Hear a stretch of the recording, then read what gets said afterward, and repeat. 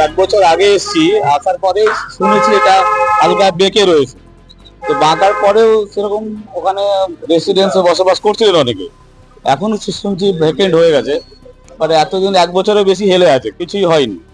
তো আগে কি হবে সেটা তো বলতে পারি না, তবে বিপজ্জনক যখন বলছেন তো হেলে পড়ে থাকা তো ভবিষ্যতের জন্য বিপজ্জনক। আতঙ্ক তো হবে, যে কোনো বিল্ডিং ভেঙে পড়ার মতো মুভমেন্টে থাকলে তো আতঙ্ক থাকবেই।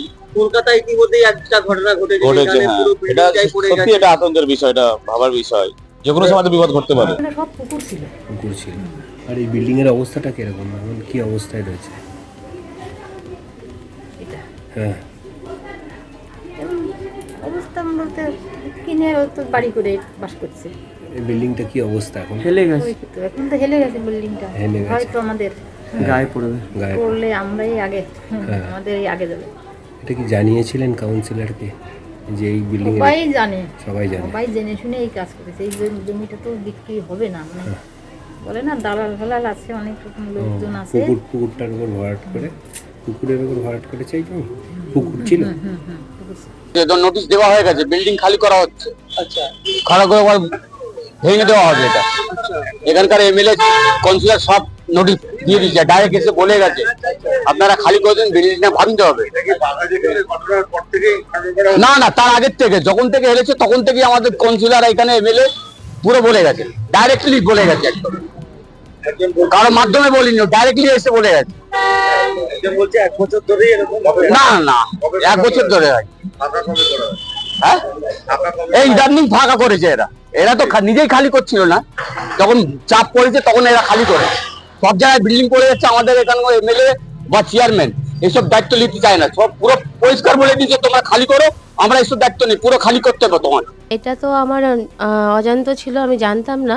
তো যখন খবর পেয়েছি আমি আমার জায়গা থেকে আমি সেই পুরোপুরি কর্পোরেশনে চিঠি করা, আমার লোক পাঠানো হয়েছে ওখানে। ওখানে ওরা সব ঠিকানা নিয়ে কর্পোরেশনে চিঠি করছি। ইমিডিয়েট কাজ আমি বলবো কর্পোরেশনকে, মেয়রের কাছে বা আমাদের কমিশনারকে ইমিডিয়েট একটা পদক্ষেপ নিয়ে যাতে কাজটা ঠিক করা যায়।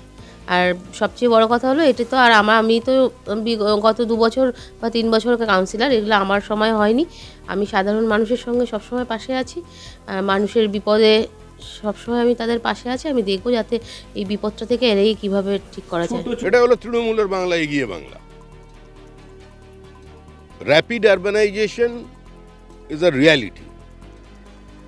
এখানে বাসস্থানের প্রয়োজন আছে, কিন্তু কলকাতার উপকণ্ঠে দমদম, পানিহাটি, কামারহাটি, বরানগর 5 তলা বাড়ি যেখানে হয় না, সেখানে 8 তলা বাড়ির পারমিশন দিচ্ছে। সমস্ত জায়গায় কাউন্সিলরদের রফা। এক একজন ইঞ্জিনিয়ারের খালি রোজগার দেখুন কিভাবে লুট চলেছে।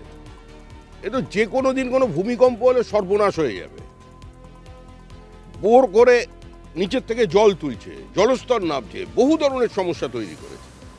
টাকা দিলে যেখানে সমস্ত সমস্যার সমাধান হয়ে যায়, 5 তলা বাড়ির যেখানে পারমিশন হয় না, কাউন্সিলর নিজে একটা ফ্লোর নিয়ে নিচ্ছে।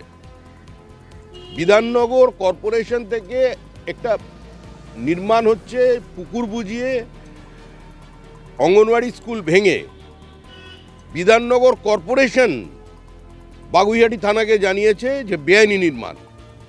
পুলিশ অর্ডার কমপ্লাই করতে পারছে না, তার কারণ হলো কাউন্সিলর। এক একজন কাউন্সিলর কোটি কোটি টাকার মালিক, সব বনেদি বড় লোক, আর আমরা বনেদি ভিখিরি।